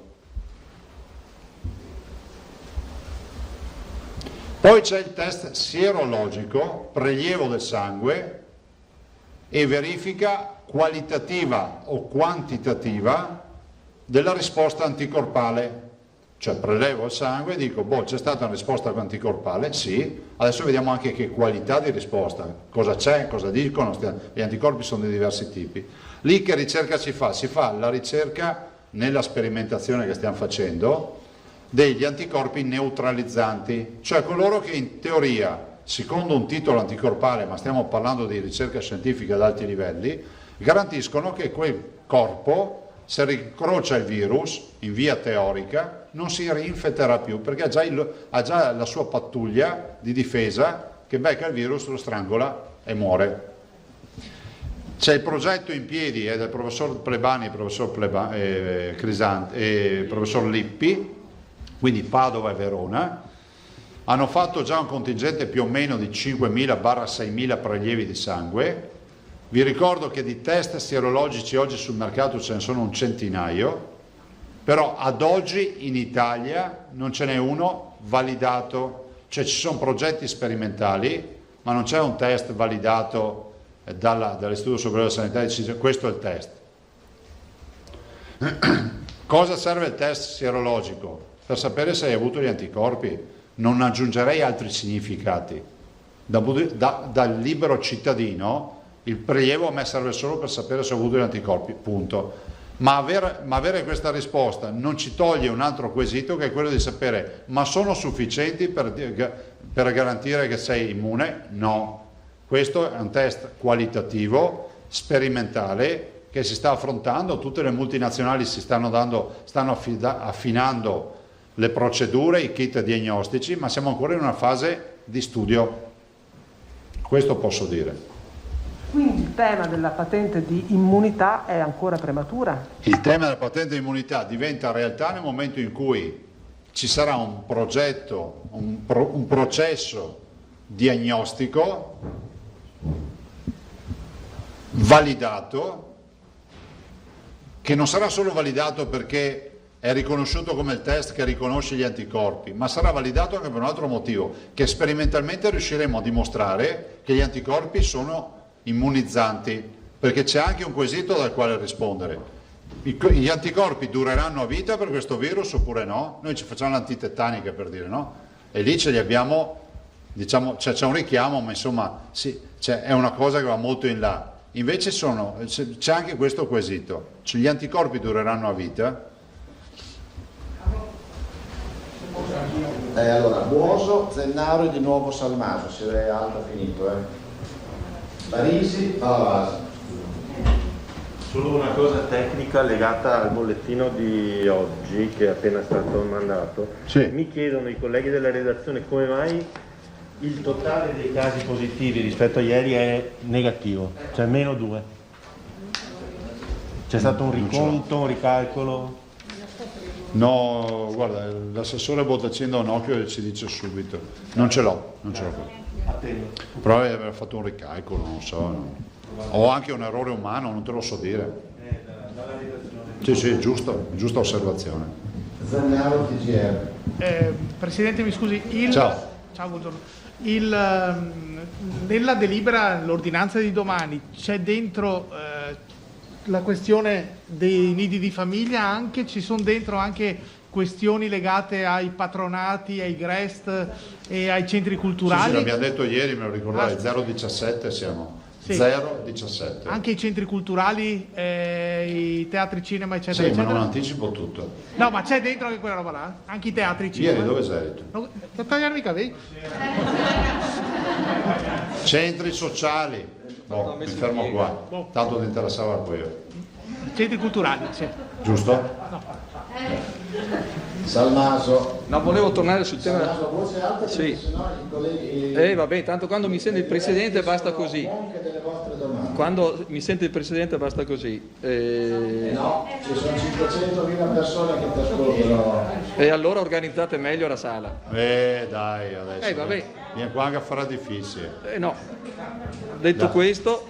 Dai Albino che ti vogliamo bene. No, vai. allora volevo tornare sulla questione sollevata da Alda Avanzani, cioè Presidente, sui test di immunità e sui tamponi. Alcune regioni hanno proposto, mi pare il Lazio, ho sentito ieri sera, che vengano inseriti nei LEA. Lei cosa ne pensa a tale proposito? Guarda, io penso assolutamente di sì. Dico anche che il tampone non si paga.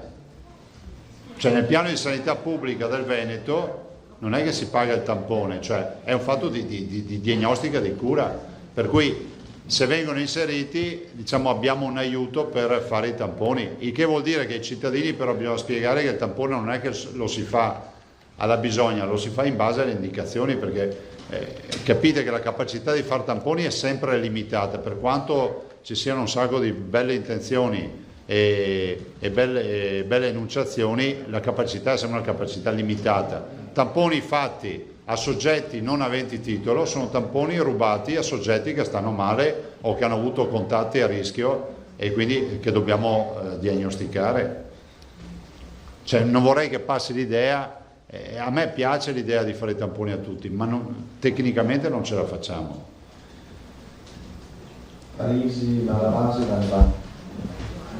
Ma era questo, sì, così dopo chiudiamo l'argomento. Per concludere l'argomento, non avrei risposto alla domanda che avevo fatto inizialmente, cioè se io voglio farmi comunque il sierologico, posso andare in una struttura privata? Sì, sì. Scusi, pubblica? No. No. No. No, nel senso che se c'è un'indicazione sì, ma non diciamo, richiedere a una struttura pubblica di fare il serologico, c'è deve essere un'indicazione in questo senso. Allora ricominciamo, Parisi, Malavasi, poi c'era, vedremo. Sì, Presidente, per concludere la questione che stiamo trattando, in merito all'esame sierologico, cioè il prelievo del sangue, no? Lei ha detto, se ho capito bene, che dà la risposta qualitativa degli anticorpi, cioè quelli neutralizzanti che garantiscono se il corpo praticamente che si ribecca il virus, lo dico così in modo molto spicciolo, non si ammala più, quindi è da capire, no, se gli anticorpi sviluppatisi, questi neutralizzanti, permetteranno di darci l'idea di questo famoso patentino immunitario, corretto? Sì. Ok, perfetto. E poi invece, cambiando argomento, ci scrivono diversi infermieri che hanno lavorato anche nei reparti Covid di ospedali privati. Chiedono se è previsto un premio anche per loro. Ne abbiamo parlato ieri. Sì, chiedo scusa, ma... No, ieri ne abbiamo parlato e abbiamo detto che noi abbiamo un rapporto con l'ospedale con l'accreditamento e quindi il loro datore di lavoro, c'è riferimento al loro datore di lavoro. Questo non vuol dire togliere importanza o considerare di serie B, ma noi non abbiamo il rapporto lavorativo diretto con loro. Quindi è discrezionale da parte della struttura di appartenenza? Certo. Grazie. Malavasi. Due questioni di dettaglio. Nei giardini pubblici fino a qualche giorno fa, non so, adesso chiedo informazione, i giochi per i bambini erano vietati. È terminata questo divieto di uso? No, si stanno facendo le linee, stiamo seguendo questo, l'abbiamo già detto anche gli altri giorni, nel senso che portiamo avanti l'apertura anche di questo. Quindi già da oggi sì, sono già... No, stiamo facendo le linee guida. Sì. Dunque, mi pare, a proposito di supermarket, domenica siano aperti, quindi cambi la regolamentazione. È cambiato anche, e quindi non sussiste più il divieto di portarsi una persona, di essere in più di un nucleo familiare? Sì, però l'indicazione e la raccomandazione è di non farlo, ove è possibile non farlo. Ok, grazie. Prego. Zennaro di nuovo.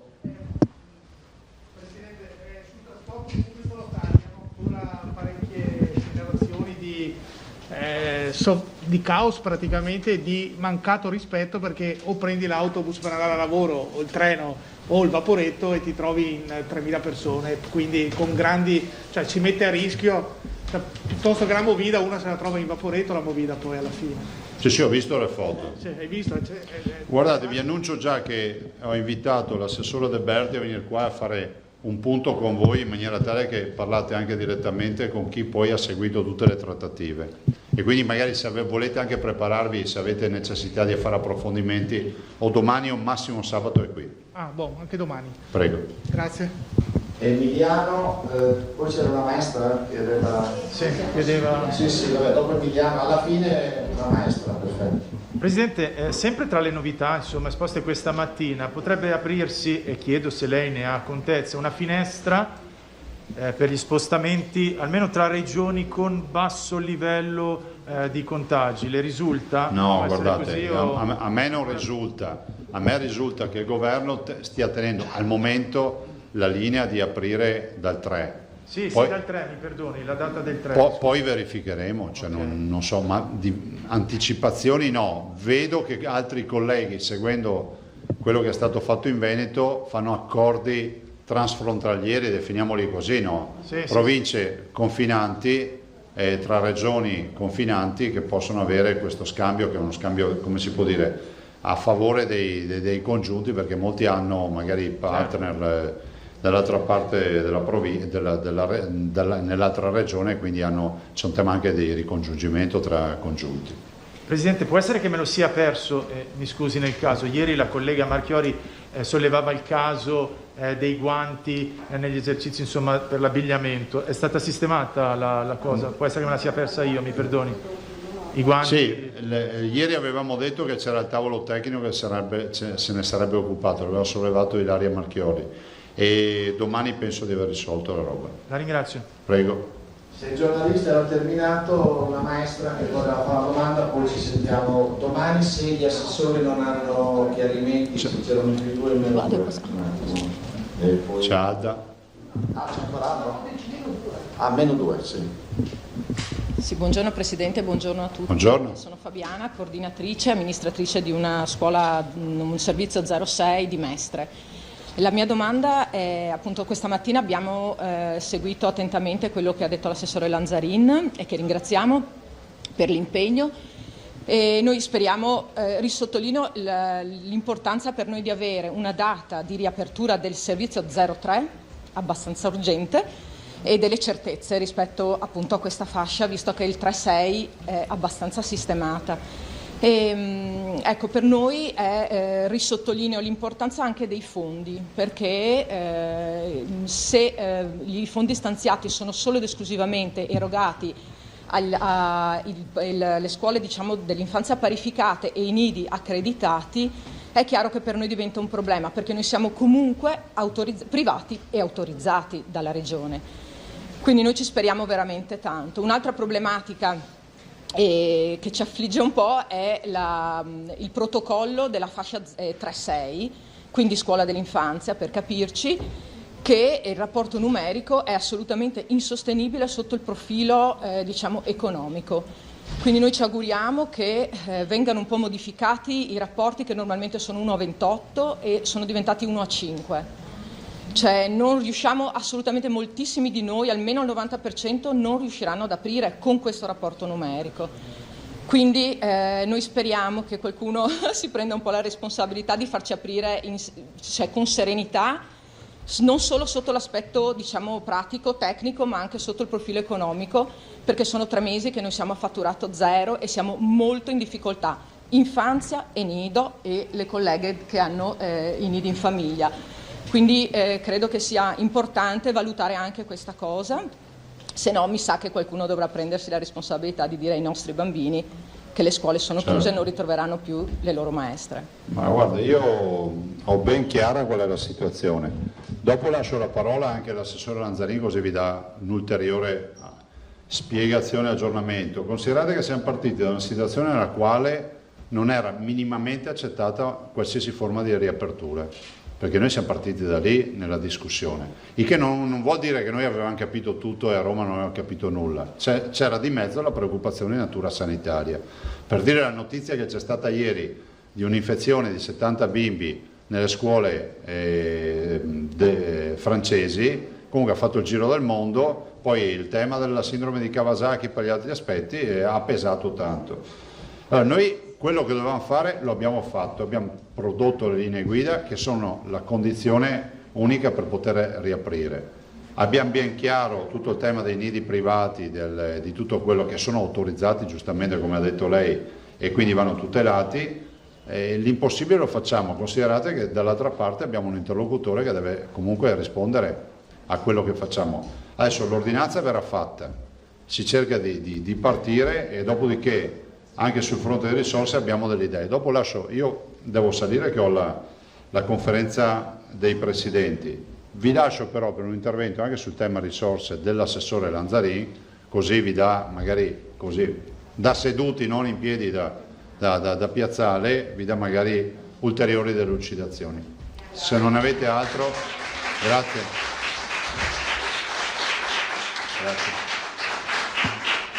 Prima di dare la parola all'assessore Lanzarin, lui ha l'chiarimento sul -2, Buoso. Lascio Bottacini e poi Lanzarin. Grazie, buongiorno.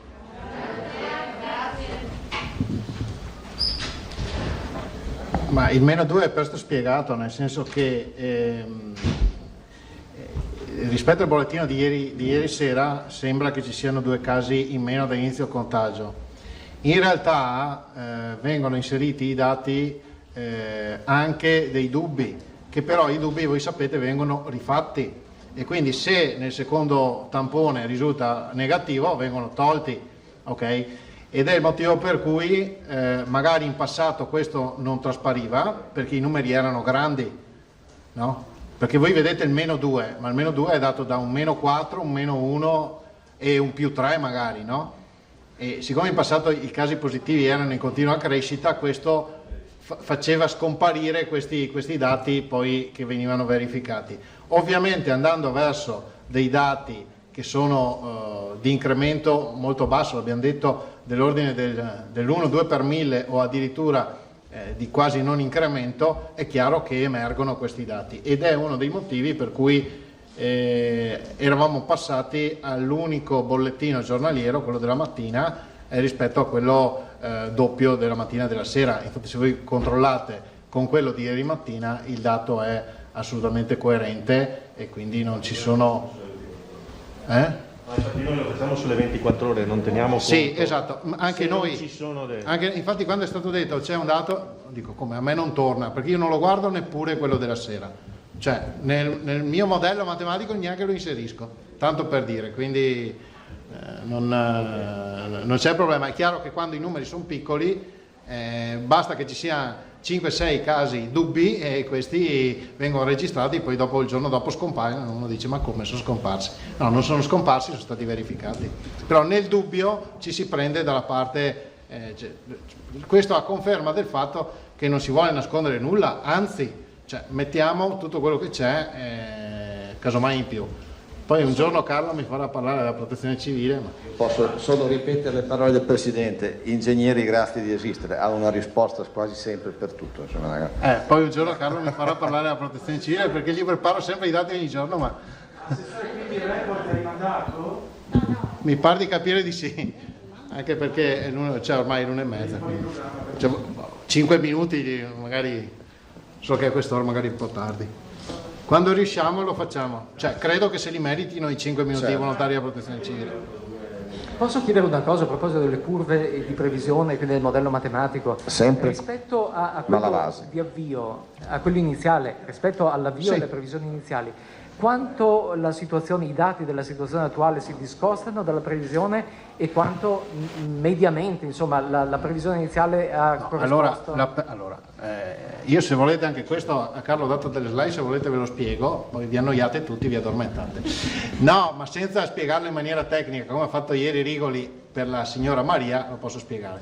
Nella fase iniziale, le prime curve, cioè siccome non si sapeva cosa stava succedendo e il virus era sconosciuto, abbiamo utilizzato i dati che si trovano in letteratura, che vengono utilizzati nei casi di epidemie relativi a influenze. È chiaro che questo dato dava una curva che era esplosiva, esponenziale, cioè una crescita molto rilevante, che nei primissimi giorni si è rivelata essere esattamente quella. Quindi il dato che abbiamo trovato in bibliografia, in letteratura, e che abbiamo utilizzato come base di partenza per il modello matematico, purtroppo aveva riscontro nella realtà, il che voleva dire che i casi nel giro di qualche settimana sarebbero stati tali da non solo riempire tutti gli ospedali, ma andare anche oltre in overbooking rispetto alla possibilità che avevamo di offrire come offerta sanitaria. E quindi si è agito in 2 direzioni, cercando di contenere il virus quanto più possibile con 2 misure principali, che sono la restrizione, che è quella che ha adottato anche a livello nazionale e noi con le ordinanze, e la seconda quella del andare a caccia del virus, no? Cioè cercarlo, isolarlo, mettere in isolamento i suoi contatti in modo da rompere i fronti di espansione del virus, e questa è una cosa che ha pagato. E dall'altra di allargare l'offerta sanitaria, quindi abbiamo aumentato di non poco i posti letto in terapia intensiva e in terapia non intensiva. Questo ovviamente in parallelo. È chiaro che nel momento in cui tu vai a intervenire con 2 misure correttive, la restrizione e la caccia al virus, devi ritarare il modello, ok? Perché è chiaro che se fai qualcosa anche il modello, la curva si abbassa e dice ma cosa sta succedendo? Quindi l'abbiamo ritarato, si è ritarato in maniera corretta. Io non l'ho mai pubblicato perché, Presidente, giustamente, correttamente, come sempre accade, è chiaro che questi sono elementi di previsione, quindi possono avere dei margini di errore e li hanno, però il margine di errore può essere anche grande, quindi è chiaro che è molto delicato dare un dato del genere e renderlo pubblico, però noi ce l'avevamo sotto gli occhi. Oggi ex post vi posso far vedere le 2 curve, quella del modello ritarato secondo i nostri canoni e quello reale che c'è stato, e vedrete che c'è sovrapposizione, anzi c'è stato un paio di settimane fa che il modello stava dando un riscontro più basso rispetto a quello che era in realtà, e poi si è spiegato col fatto, vi ricordate, che ci hanno detto ma quelli che si negativizzano non devono rientrare, quindi vedrete una curva nostra molto più alta, quella reale rispetto al modello, e poi crolla e si riallinea assolutamente al modello matematico, quindi vuol dire che tutto sommato era stato fatto anche bene, insomma, ecco. Non so se sono stato troppo confuso. No, chiarissimo come sempre. Grazie Assessore Lanzarin sul problema scuole e riaperture.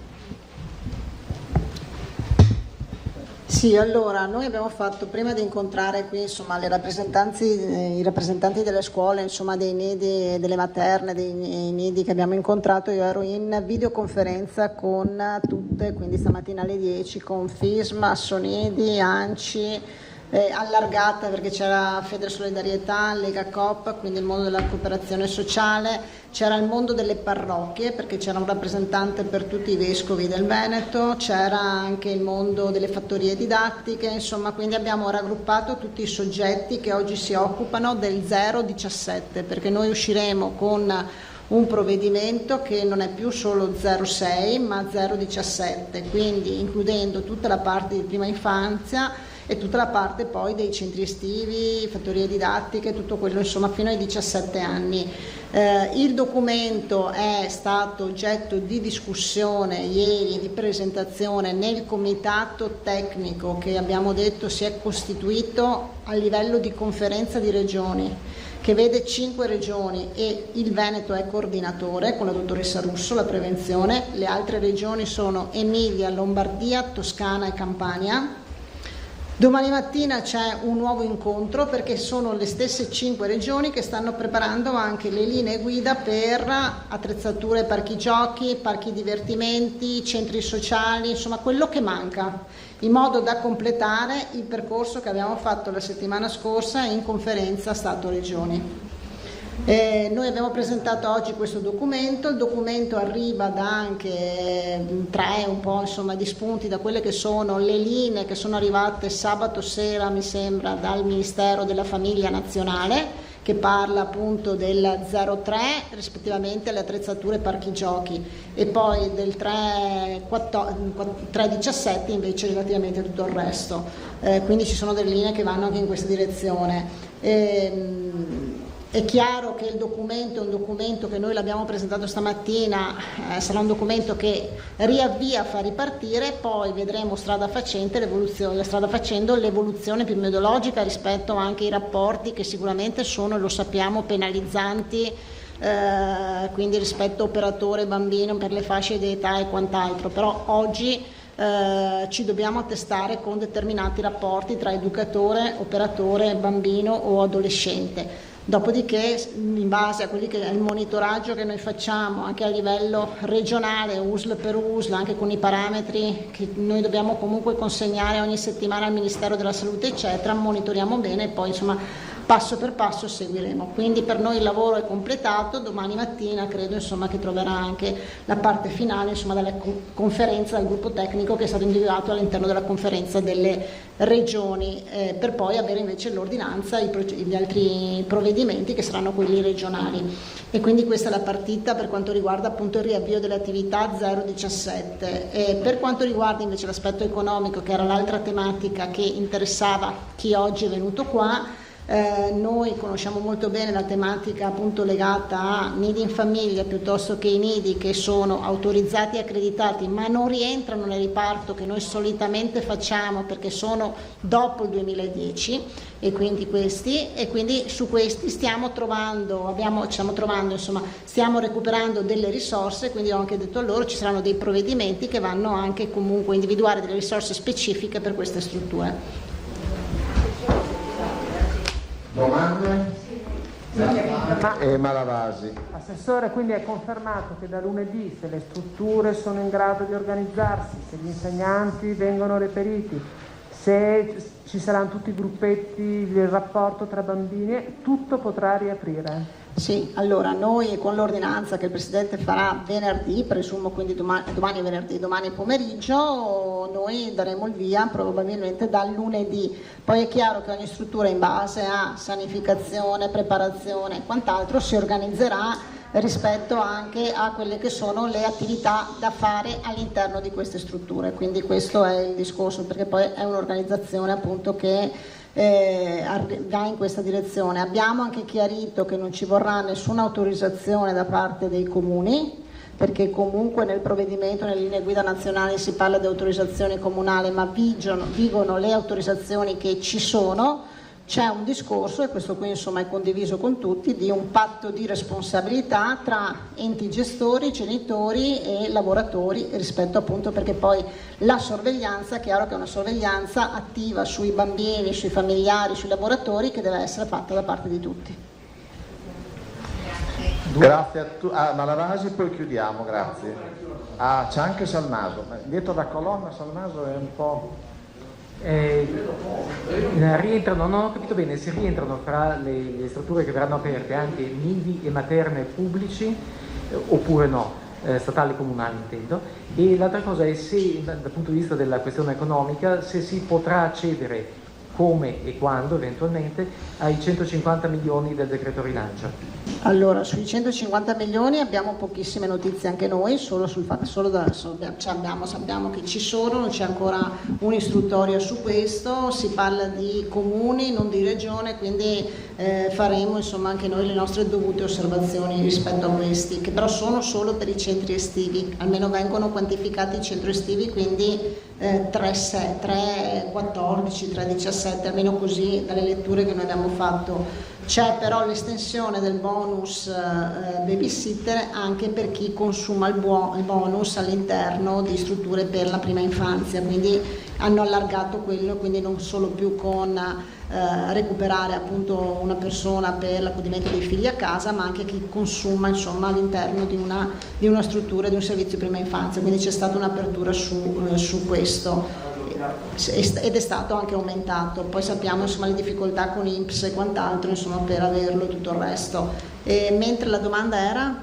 I nidi? Allora oggi era presente anche, come in tutti gli incontri, anche l'ufficio scolastico regionale. L'ufficio scolastico regionale rispetto a tutta la parte pubblica farà tutta una serie di valutazioni e comunque anche loro gli servirà molto questa parte di partenza di tutto il resto per capire bene poi quando ci sarà anche la ripartenza di tutto il pubblico, quindi gli servirà. Non automaticamente, non insieme a questo provvedimento.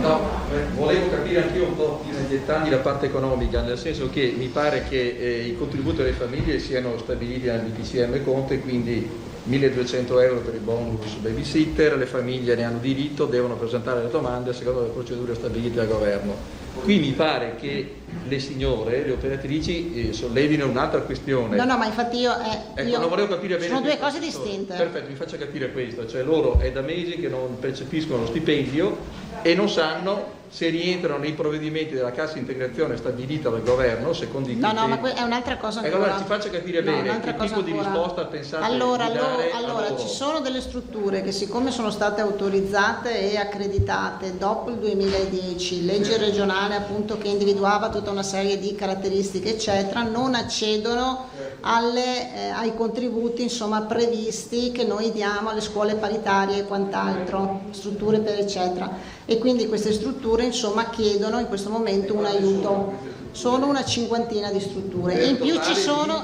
sono i nidi in famiglia. Là vedo scritto 2,32, io ho un dato di 2,50, ma comunque va bene. 250 persone tutto? No, sono le strutture, sono queste, il numero delle strutture, poi bisogna capire quanti bambini hanno, non ho adesso il numero dei bambini, sono il numero delle strutture che i miei uffici hanno censito, sono le mie strutture, quelle che i miei uffici hanno censito, questi sono i numeri che ho approssimativamente, ma non ho il dettaglio qui. Quindi loro parlano di questa partita che abbiamo detto con fondi regionali, quindi non c'entrano niente questi fondi nazionali, stiamo provvedendo per recuperare delle risorse per metterle in questa partita con fondi regionali. Quindi paghereste voi la cassa integrazione? Non è la cassa integrazione, diamo un contributo a queste strutture che serve per il sostentamento di queste strutture, come lo diamo per le strutture paritarie che invece rientrano nell'altro riparto. Certo, ovviamente sono finanziamenti che vengono dati alle strutture e poi in struttura decide come gestirli, certo, mi pare evidente.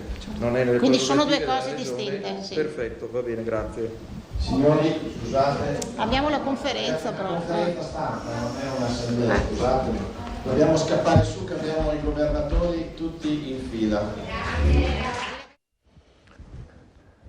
Si è conclusa questa lunga conferenza stampa, questo lungo incontro, prima con il governatore Luca Zaia, poi con l'assessore Bottacin e poi con l'assessore Lanzarin. Si è parlato un po' di tutto, davvero, dalla Movida agli asili, anche alle curve, ai grafici dell'epidemia, come diciamo, i grafici previsti abbiano poi trovato riscontro anche nella realtà. Rivedremo nel corso del pomeriggio l'incontro con Zaia, ma naturalmente nei nostri telegiornali faremo anche una sintesi, un riassunto, quindi cercando di ripercorrere quali sono stati i temi principali raccolti, compresa la protesta delle maestre degli asili, situazione che pare si stia sbloccando anche questa e vada verso una possibile non risoluzione completa, ma insomma una sorta di compromesso. Ci fermiamo qui, direi, sono le 13:42. Ancora tutto il pomeriggio con voi, naturalmente, con tutti i nostri appuntamenti, fino ad arrivare ai telegiornali. Intanto grazie per averci seguito, ci vediamo dopo.